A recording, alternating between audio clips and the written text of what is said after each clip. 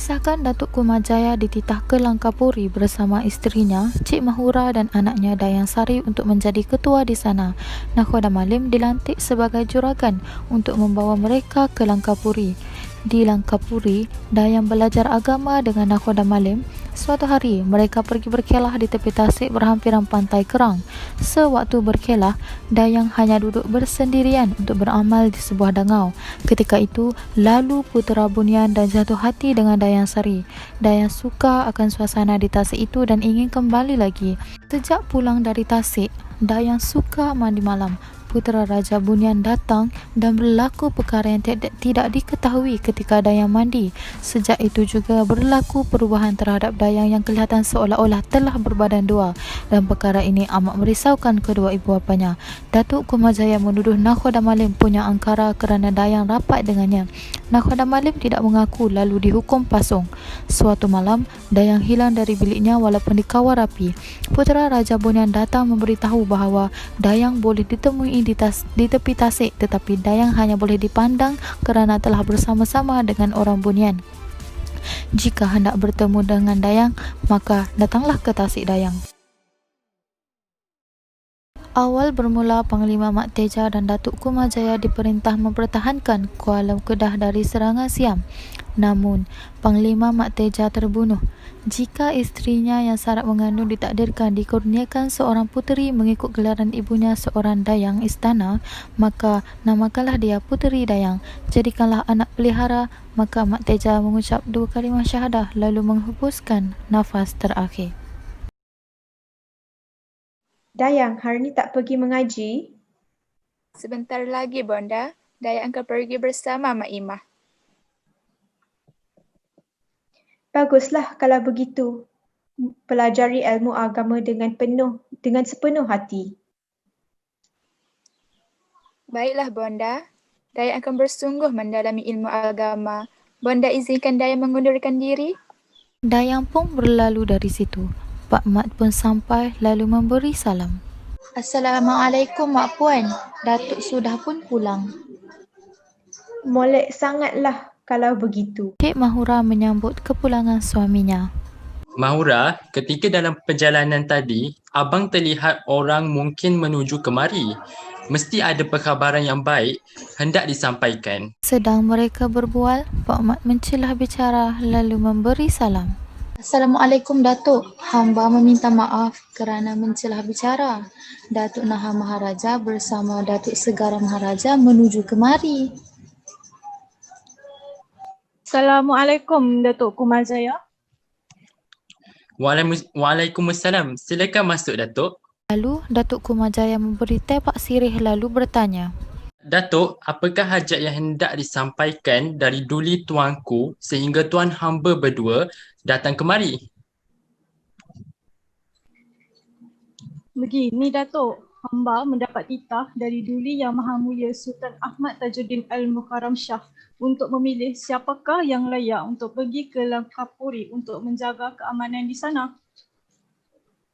Datuk, pada pendapat hamba, orang yang paling layak dan penuh berjasa dan pernah menjadi ketua angkatan perang menentang musuh Siam di kota Kuala Kedah layak untuk ke Langkapuri. Maka kami sudah sepakat sebicara Datuk Kumajaya orangnya. Hamba pun berfikiran begitu mengikut perintah Duli Tuanku supaya kita orang-orang istana yang memilihnya, maka Datuk orang yang paling layak untuk ke Langkapuri menjaga keamanan di sana. Kalau sudah sedemikian, bagai dikata, hamba bersetuju untuk pergi ke Langkapuri. Kita haruslah bermuafakat agar pergi membawa berkat. Kalau sudah sepakat berbicara, kita akan sampaikan kepada Duli Yang Maha Mulia untuk menentukan pemergian Datuk Kumajaya dan keluarganya tinggal di Langkapuri. Sultan bimbang Lanun Siam menyerang Langkapuri. Datuk, mohon hamba mengundurkan diri. Dipersilakan, Datuk, sampaikan salam hamba kepada tuanku. Baiklah Datuk, insya-Allah akan hamba sampaikan. Setelah Datuk Naha dan Datuk Segara pergi, kelihatan Cik Mahura keluar lalu bertanya. Apakah perkabaran yang dibawa dari istana? Begini citranya, Tidak lama lagi, kita akan ke Langkapuri tinggal di sana. Adakah pergi sementara atau kekal di sana? Kita ke sana menjunjung titah Sultan untuk menjaga keamanan kerana kabarnya Lanun-Lanun Siam sedang bermaharajalela. Beberapa orang hulu balang dan pengiring akan turut serta ke sana. Abang, bagaimanakah pula masanya kita akan ke sana? Sepekan abang akan menghadap Sultan untuk menentukan hari kita akan pergi berangkat ke sana, dan jangan lupa khabarkan berita ini kepada anak kita, Dayang Sari. Panggilkan Pak Mat kemari. Pak Mat tiba di situ memberi salam. Datuk, apakah perintah yang hamba akan segerakan? Kita akan berpindah ke Langkapuri dengan titah Sultan Ahmad Tajuddin Ilmu Karam Shah. Maka itulah pergi cari juragan yang bijak untuk berlayar ke Langkapuri. Datuk, hamba memang mengenali seorang juragan, orang yang mahir berulang-alik dari Kedah ke Langkapuri. Dia mempunyai tongkangnya sendiri, namanya Nakhoda Malim. Kalau sudah sedemikian, esok bawa dia kemari. Kita berunding berpindah ke Langkapuri. Kalau begitu, mohon hamba mengundur diri. Kelihatan Cik Mahura sedang berbual dengan orang suruhannya, Mak Imam. Nampaknya Dayang bersungguh-sungguh mempelajari ilmu agama dengan Nakhoda Malim. Sungguh tak disangka sesudah kami tiba kemarin Dayang dapat juga mempelajari ilmu agama. Memang benar kata Mak Puan, Nakhoda Malim bukan sahaja bijak dalam mempelajari ilmu agama, malah orangnya sungguh sopan dan tertib budi pekerti.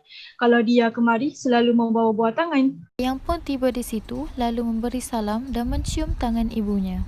Dari mana anak kanda? Dari surau, Bonda. Hari ini syarahan agama yang diberikan oleh Guru Nakhoda Malim adalah tentang dosa dan pahala. Baguslah Dayang, pergilah belajar di kala siang dan lebihkan mengaji di rumah saja di kala malam. Sudah lama kita tidak, sekalipun kita pergi bersiar-siar di sekitar Langkapuri. Bagaimana kalau kita pergi berkelah? Pak Mat, panggilkan Nakhoda Malim. Mungkin dia tahu di mana tempat untuk bersiar-siar dan berkelah. Benar Datuk, Nakhoda Malim pasti arif dalam perkara ini. Pak Mat lalu bangun memanggil Nakhoda Malim. Assalamualaikum, Datuk. Apakah hajat hingga hamba dipanggil segera kemari?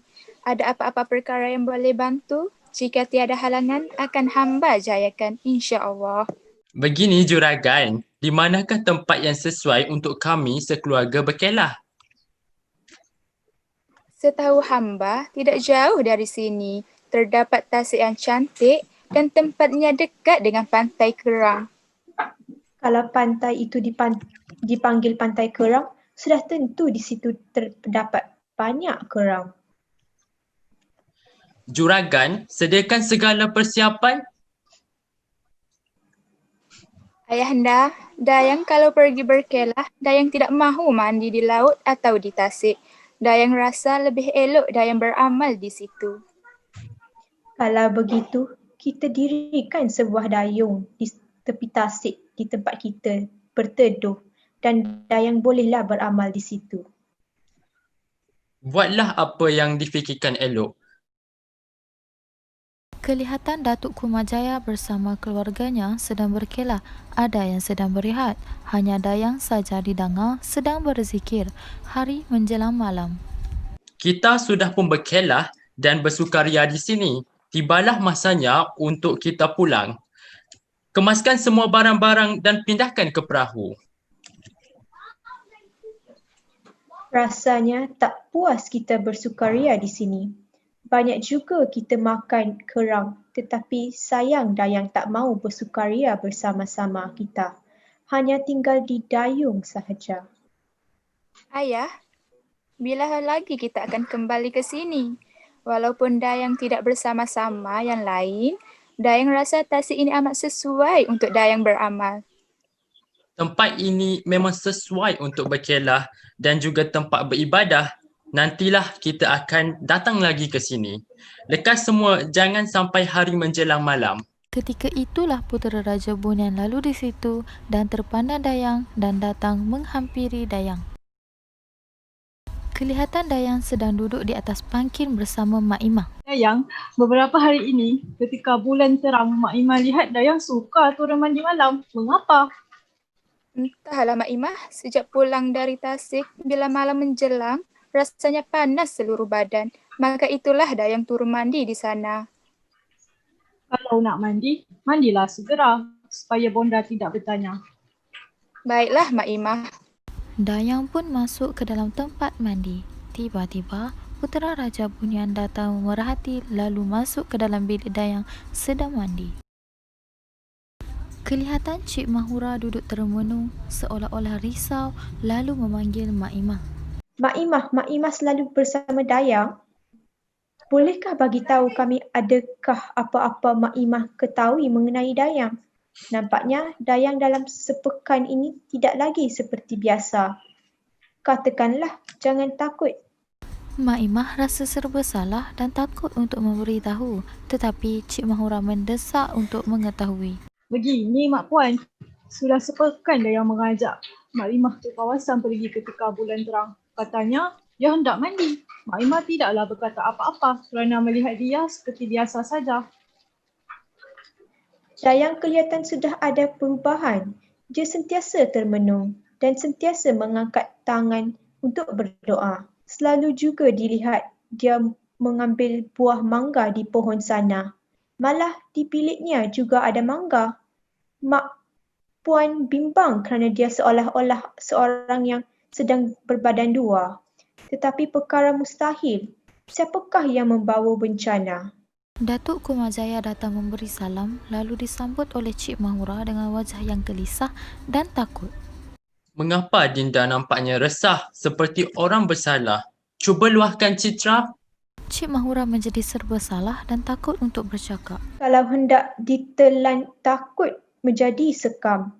Kalau hendaklah diluahkan, siapa pula yang dipersalahkan? Dinda, Kanda tidak mahu ada rahsia antara kita dan tidak mahu ada duri dalam daging. Cik Mahura menangis dan meminta ampun kepada Datuk Kumajaya. Maafkan Adinda. Adinda yang menyangka ada api dalam sekam. Dinda asyik boleh jadi Dayang. Sudah pun berbadan dua. Perangannya tidak seperti biasa. Tak lagi lalu meneyap ataupun selalu buah mangga.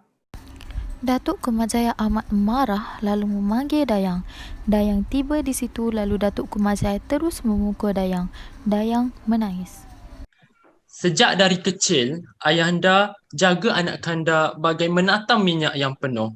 Susu dibalas dengan tuba. Sekarang, citrakan pada ayahanda anak siapa di dalam kandungan. Ayahanda, bonda, demi Allah, anak anda sendiri tidak mengetahui mengapa terjadi begini. Dari anak anda hidup menanggung malu, bunuhlah saja anak anda. Anak anda rela mati, ayahanda. Sudahlah Kanda, sebusuk daging dikecah boleh dimakan juga. Dinda, bawa Dayang ke biliknya. Jangan biarkan dia keluar ke mana-mana. Kanda percaya ada udang di sebalik batu. Ini semua perbuatan nakhoda malim. Tiada siapa yang mendekati Dayang. Biar Kanda meminta dia bertanggungjawab. Kelihatan nakhoda malim tiba. Nakhoda malim, sungguh tidak disangka harapkan pagar membawa rebah. Sungguh tidak disangka selama ni bertopengkan agama rupanya melakta maksiat. Datuk, apakah yang telah hamba lakukan maka didusta sedemikian rupa? Cis, tuan hamba telah melakukan perbuatan aib tetapi berpura-pura seperti tidak melakukan apa-apa. Jangan berpura tidak bersalah.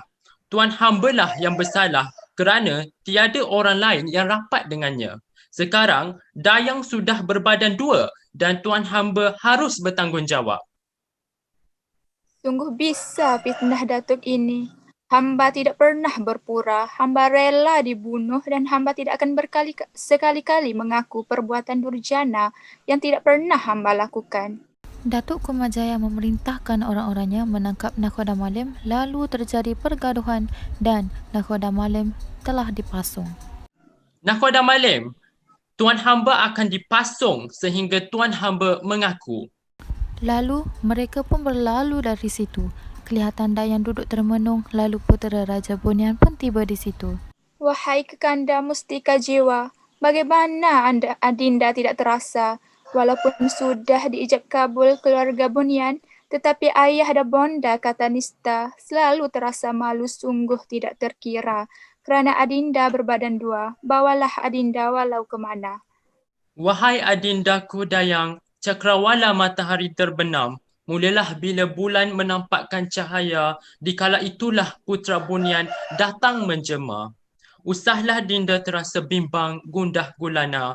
Bukan Adinda sahaja terasa resah, Kanda juga demikian rupa. Kanda kemari untuk membawa Adinda ke Tasik tempat berjumpa berdekatan pulau keluarga Bunian tempat ke Kanda. Mereka pun berlalu dari situ. Kelihatan Mak Imah keluar dengan tergesa-gesa sambil menarik keluar Cik Mahura dan Datuk Kumajaya. Datuk, Mak Puan, Dayang sudah pergi. Dayang tiada di biliknya. Apa?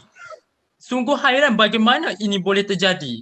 Biliknya dikawal dengan rapi. Malam-malam begini, Dayang boleh menghilangkan diri? Dinda percaya mesti ada muslihat. Nakhoda Malim sudah pun dipasung tapi Dayang ke mana pula pergi? Sedang mereka kehairanan, tiba-tiba putera Raja Bunian wujud di situ. Mereka semua terkejut. Usah khawatir dan bimbang, yang sebenarnya Dayang berada dengan Beta. Jika hendak berjumpa dengannya, pergilah ke dangau di tepi tasik tempat dia beramal. Lalu, putera Raja Bunian pun menghilangkan diri. Mereka terpinga-pinga memikirkan kejadian tadi. Ayuhai ayahanda dan bonda, puteri Dayang Sari sudah berbadan dua. Usahlah ayah dan bonda bimbangkan Dayang kerana dia telah berada di alam bunian. Kami sudah pun diijab kabul di alam bunian. Di Tasik ini tempat kami berkasih sayang dan bersukaria. Tiada siapa yang dapat menghalang. Anak dalam kandungan adalah zuriat dari anak anda putera Raja Bunian. Anak dilahirkan telah meninggal dunia, maka disemadikan di dasar tasik ini. Dayang akan terus bersama kami. Maka dengan ini, sesiapa sahaja yang berkehendakan zuriat bersiramlah dan minum dengan air tasik ini. InsyaAllah akan dikabulkan hajat. Maka anak kanda namakan tasik ini Tasik Dayang Bunting. Dayang! Dayang!